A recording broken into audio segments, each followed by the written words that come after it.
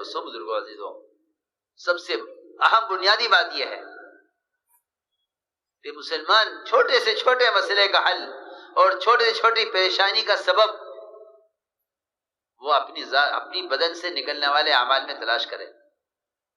حضور اکرم صلی اللہ علیہ وسلم نے اپنے صحابہ کو اتنا سکھلایا تھا کہ اگر چھوٹی سی کوئی بات پیش آتی تھی تو فوراً اپنی بدعملی کی طرف نظر جاتی تھی۔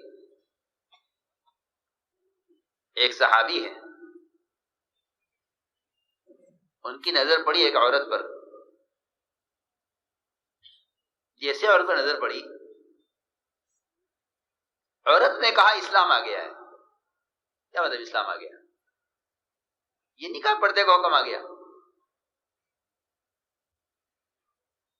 یہ نہیں کہا پردے کا حکم آ گیا، کہا اسلام آ گیا۔ اس لیے کہ وہاں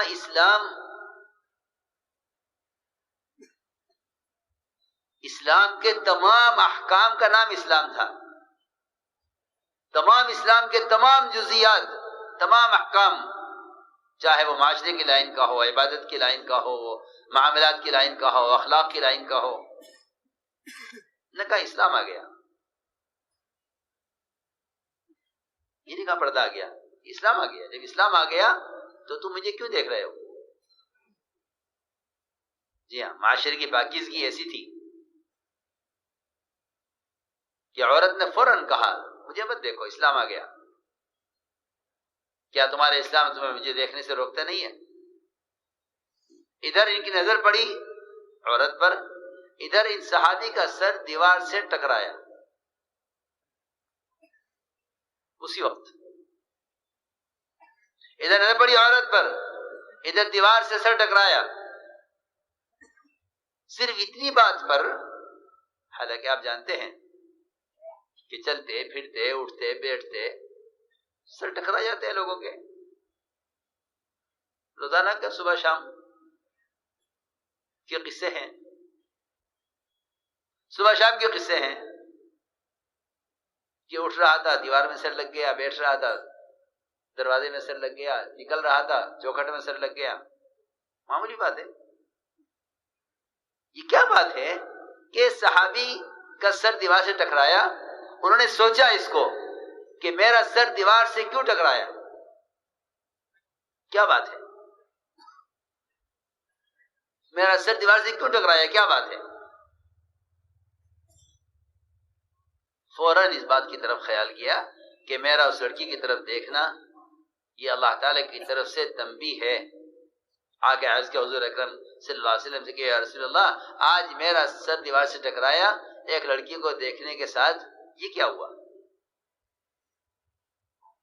آپ نے فرمایا ہاں یہ اللہ کا فضل ہے مومن کے ساتھ، کہ اگر اس سے چھوٹا سا بھی کوئی گناہ ہوگا تو اللہ تعالیٰ اس کو گناہ یاد دلانے کے لیے، اس کا گناہ یاد دلانے کے لیے اللہ رب العزت چھوٹا سا نقصان، جس درجے کا گناہ ہوگا اس درجے کا نقصان لا کر اس کو تنبیہ کریں گے، اس کو راستہ دکھلائیں گے اور بتائیں گے کہ یہ غلط ہے، اس سے تیرا نقصان ہے۔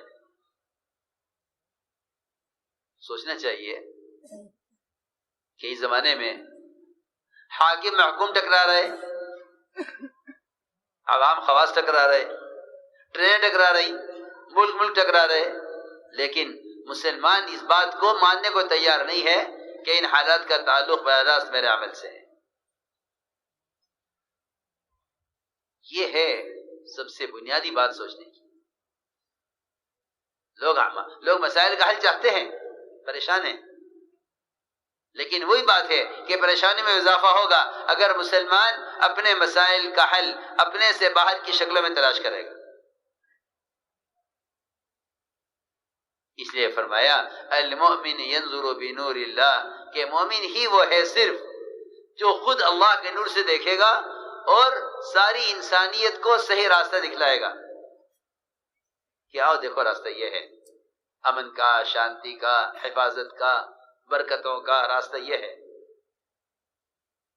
اس لیے میرے دوستو عزیزو، باہر کی شکلوں کا تعلق، باہر کی شکلوں سے مسلمان کے مسائل کا قطعاً کوئی تعلق نہیں ہے۔ لوگ اپنے مسائل کا حل باہر کی شکلوں میں تلاش کر رہے ہیں، اور یہ کہتے ہیں کہ اگر ہم یوں کریں گے تو یوں ہو جائے گا، ہم یوں کریں گے تو یوں ہو جائے گا، ہم یوں کریں گے تو یوں ہو جائے گا۔ نہیں، مسلمان کے مسائل کا حل کا تعلق وہ باہر کی کسی شکل سے اس کا کوئی تعلق نہیں ہے، اس لیے کہ کرنے والی ذات صرف اللہ کی ہے۔ نظام کائنات ہر آن ہر گھڑی اللہ تعالیٰ کے قبضے میں ہے، یہاں کوئی چیز اس کے امر کے بغیر ہوتی نہیں ہے۔ اس سے اندازہ کرنا چاہیے کہ ایک پتا درخت سے سوکھ کر گرنے میں اللہ کے حکم کا اتنا ہی منتظر ہے جتنا اسرافیل سور پھونکنے میں سارے تمام عالموں کو تباہ کرنے کے لیے اللہ تعالیٰ کے حکم کے منتظر ہیں، اتنا ہی یہ درخت کا پتا درخت سے گرنے میں اللہ کے حکم کا منتظر ہے۔ ایسا نہیں ہے کہ نعوذ باللہ اللہ تعالیٰ بنا کے فارغ ہو گئے ہیں، اب کائنات کا نظام کائنات سے چل رہا ہے۔ نہیں، بالکل نہیں، کائنات کا نظام کائنات سے چل رہا ہے، یہ دہریت ہے، ایمان نہیں ہے۔ نظام کائنات کا کائنات سے کوئی تعلق نہیں، نظام کائنات کا تعلق براہ راست خالق کائنات سے ہے، نظام کائنات کا تعلق براہ راست خالق کائنات سے ہے۔ اس لیے دوسری بات یہ ہے کہ اللہ تعالیٰ کی مشیت اور اس کی چاہت کو اسباب میں تلاش مت کرنا۔ لوگ اللہ تعالیٰ کی مشیت کو اسباب میں تلاش کرتے ہیں، وہ سمجھتے ہیں کہ جب اللہ نے ہمیں یہ سبب دے دیا تو گویا اللہ نے ہماری کامیابی چاہ لی ہے۔ سمجھتے تھے اسباب میں کامیابی کی امید رکھنا یہ کامیابی کا دھوکہ ہے، کامیابی کا دھوکہ ہے، یہ کامیابی کا دھوکہ ہے کہ آدمی اسباب میں کامیابی تلاش کرے۔ میں نے ایک بات عرض کی ہے کہ ایک پتے کے گرنے سے لے کر اسرافیل کے سور پھونکنے تک اس درمیان میں جو کچھ بھی ہوتا ہے، اس درمیان میں جو کچھ بھی ہوتا ہے اور اس درمیان میں جو بھی شکل ہے، یہ سب کے سب اول سے آخر تک اللہ تعالیٰ کے امر کے منتظر ہیں اور وہ اس کے حکم کے بغیر کچھ کر نہیں سکتے۔ اس لیے یہ بات تو سرے سے ختم ہو گئی کہ اگر حکام چاہ لیتے تو یوں ہو جاتا، اور اگر ذمہ مالدار چاہ لیتے تو یوں ہو جاتا، اور اگر ڈاکٹر چاہ لیتے تو یوں ہو جاتا، اگر وکیل چاہ لیتا تو یوں ہو جاتا۔ کہ نہیں، یہ قصہ ختم ہو گیا کہ نظام کائنات اور کائنات کی ہر چھوٹی بڑی شکل ہر آن ہر گھڑی اللہ تعالیٰ کے اختیار میں ہے، اس کے قبضے میں ہے، یہ کچھ نہیں کر سکتے۔ میرے دوستو، بزرگو، عزیزو، انبیاء علیہم السلام جن کو اللہ نے اسباب راضی ہو کر دیے ہیں، وہ اپنے اسباب میں اللہ کی چاہت کے بغیر کچھ نہیں کر سکتے۔ جن کو اللہ نے اسباب ناراض ہو کر دیے ہیں، مسلمان ان اسباب سے امید کیسے کر سکتا ہے؟ انبیاء علیہم السلام جن کو اللہ نے اسباب راضی ہو کر دیے ہیں، وہ اس میں اللہ کی چاہت کے بغیر انبیاء کچھ نہیں کر سکتے، تو وہ اغیار جن کو اللہ نے اسباب ناراض ہو کر دیے ہیں، ان سے مسلمان امید کیسے کر سکتا ہے کہ اگر یہ چاہ لے تو یوں ہو جاتا ہے؟ کہ نہیں۔ اس لیے میں نے عرض کیا کہ اللہ تعالیٰ کی مشیت کو تلاش کرو، اللہ کی مشیت کو تلاش کرو اس کے احکام میں، اس لیے کہ اللہ تعالیٰ کی چاہت اس کے احکام کے ساتھ ہے۔ اللہ نے قرآن میں اس کو بیان کیا ہے کہ میری رضا تمہارے لیے اس دین میں ہے جس کو میں نے پسند کیا ہے، اور میرے تم سے میرے سارے وعدے صرف دین اسلام پر ہیں۔ میرے تم سے سارے وعدے صرف دین اسلام پر ہیں۔ جب ہم اللہ تعالیٰ کے احکام کے علاوہ میں اور کائنات کی شکلوں میں کامیابی تلاش کریں گے تو اللہ تعالیٰ ناکامی لاویں گے۔ اللہ ناکامیاں لائیں گے، اللہ کی طرف سے ذلت کے فیصلے ہوں گے۔ دیکھو میں دوسری بات عرض کر رہا ہوں، اگر صرف ایک کرتا عمر رضی اللہ تعالی عنہ اگر ساتھیوں کے کہنے پر ملک شام میں داخل ہوتے ہوئے صرف ایک وہ کرتا بدل دیں جسے پیوند لگے ہوئے ہیں، اس کے بجائے نیا کرتا پہن لیں، اس کے بجائے نیا کرتا پہن لیں۔ ایک پیوند لگا ہوا کرتا کہ مسنون ہے، سنت ہے، ایک نیا کرتا کسی پیوند نہیں ہے، کہ تم نے اگر سنت پیوند والے کرتے کی سنت کے مقابلے میں بغیر پیوند کا کرتا پسند کیا ہے، سنو میری بات، میں ایک چھوٹی سی ایک مثال دے رہا ہوں جو آخری درجے کی بات ہے۔ حضرت عمر کا قول کہ اگر تم نے پیوند لگے ہوئے مسنون کرتے کے مقابلے میں نیا کرتا پسند کیا ہے تو حضرت فرماتے ہیں کہ اللہ تعالی ہمیں ذلیل کریں گے۔ اللہ اکبر۔ اگر تمہیں اس میں عزت نظر آتی ہے کہ صاف بغیر پیوند کا کرتے میں عزت ہے اور پیوند کے کرتے میں ذلت ہے، تو حضرت فرماتے ہیں کہ اگر ہم نے اس میں عزت تلاش کی نئے کرتے میں پیوند والے کرتے کے مقابلے میں تو اللہ ہمیں ذلیل کریں گے۔ ذرا اندازہ کرو، عمر رضی اللہ تعالیٰ عنہ کے صرف اتنی سی بات پر اے مومنین ملک شام میں داخل ہو رہے ہیں، یہاں کے لوگ آپ کا استقبال کریں گے، آپ جس کیفیت پر داخل ہو رہے ہیں، لنگی آپ نے اوپر کی ہوئی ہے، سر پر ٹوپی نہیں ہے، ایک ہاتھ میں جوتے ہیں، مونڈے پر موزے لٹکائے ہوئے ہیں، اور پانی کے اندر سے گزر کر آپ داخل ہو رہے ہیں۔ یہ منظر لوگ دیکھیں گے کہ یہ مسلمانوں کے امیر ہیں۔ ہماری رائے یہ ہے کہ آپ کرتا بدل لیجیے۔ حضرت نے کیا جواب دیا؟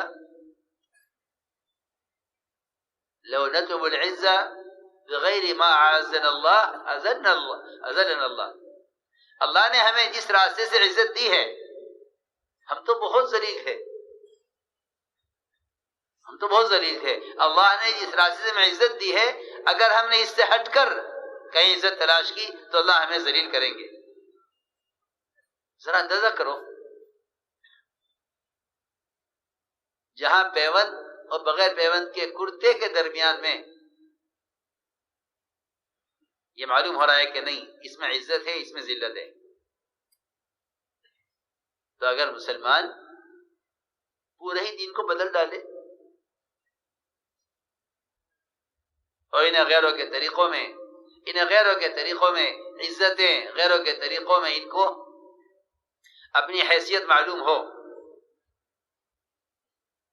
تو میں نے عرض کیا ہے کہ اللہ تعالیٰ اس اسلام کے کامل اسلام پر اللہ تعالیٰ تم سے راضی ہے، اللہ تعالیٰ کامل اسلام پر تم سے راضی ہے،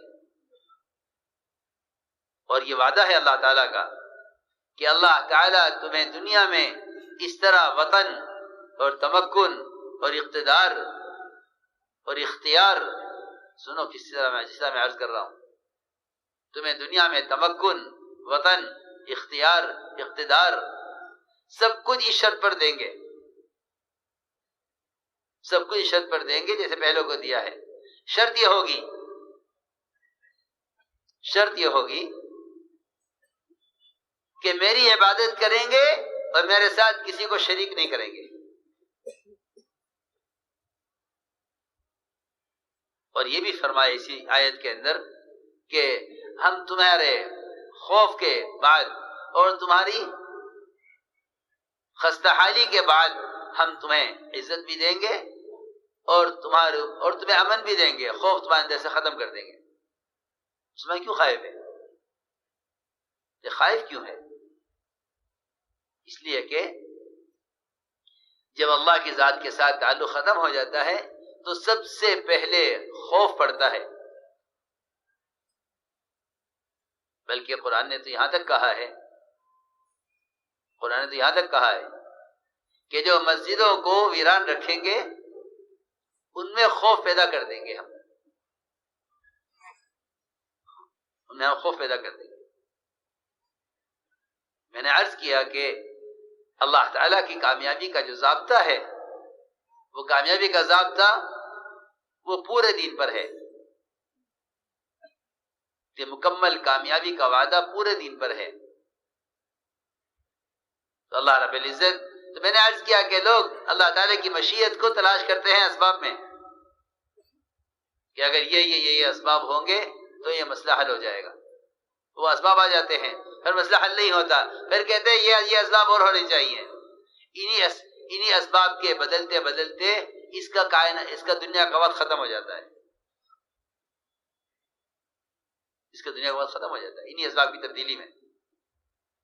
میرے دوستوں، بزرگوں، عزیزوں، حضور اکرم صلی اللہ علیہ وسلم نے سب سے پہلا کام یہ کیا، انبیاء علیہ السلام کا اجتماعی کام ہے کہ سب سے پہلے ان کے یقین کو شکلوں سے ہٹایا اور یہ سمجھایا کہ تمہارے مسائل کا حل کا تعلق ان شکلوں سے نہیں ہے، بلکہ مسائل کا حل کا تعلق اللہ سے ہے، اور اللہ تعالیٰ کی قدرت اللہ کے وعدوں کے ساتھ ہے اور وعدے حکموں کے ساتھ ہے۔ اسباب کے ساتھ قدرت بھی نہیں، وعدہ بھی نہیں، اسباب کے ساتھ قدرت بھی نہیں، وعدہ بھی نہیں۔ مسائل کا حل کا تعلق اسباب سے نہیں ہے، مسائل کا حل کا تعلق بدن سے نکلنے والے اعمال سے ہے۔ اور یہ بھی یاد رکھو کہ جو ناگواہ چیزیں پیش آئیں گی ان کا تعلق بھی تمہارے بدن کے اعمال سے ہے، باہر کی شکل سے کوئی تعلق نہیں۔ اس لیے انبیاء علیہ السلام نے سب سے پہلے آ کر اللہ کا تعارف کرایا، سب سے پہلے اللہ کا تعارف کرایا کہ کرنے والی ذات صرف اللہ کی ہے اور اس کے کرنے کے ضابطے کائنات کی شکلیں نہیں ہیں۔ اس لیے یہ بات ایمان کے بالکل خلاف ہے، یہ بات ایمان کے بالکل خلاف ہے کہ مسلمان کائنات میں پیش آنے والی چیز کو کائنات سے جوڑ دے۔ یہ بات ایمان کے خلاف ہے، یہ بات ایمان کے خلاف ہے۔ سائنس کہتا ہے، سائنس سکھلاتا ہے کہ کائنات کے تغیرات کائنات سے ہیں، ایمان اس کے بالکل خلاف ہے۔ ایمان کہتا ہے کہ نہیں، کائنات کے تغیرات کا تعلق کائنات سے نہیں ہے، کائنات کے تغیرات کا تعلق براہ راست خالق کائنات سے ہے۔ جو تبدیلی ہوگی وہاں سے ہوگی، مگر جو تبدیلی ہوگی وہ تمہارے اعمال کے اعتبار سے ہوگی، جو تبدیلی ہوگی وہاں سے ہوگی، مگر جو تبدیلی ہوگی تمہارے اعمال کے اعتبار سے ہوگی۔ اس لیے سب سے پہلے یہ بات سیکھنی چاہیے کہ لا الہ الا اللہ، اس کا سب سے پہلا تقاضا یہ ہے اور اس کا سب سے پہلے مفہوم یہ ہے کہ نظام کائنات کی کسی ایک شکل کا دوسری شکل سے کوئی تعلق نہیں ہے۔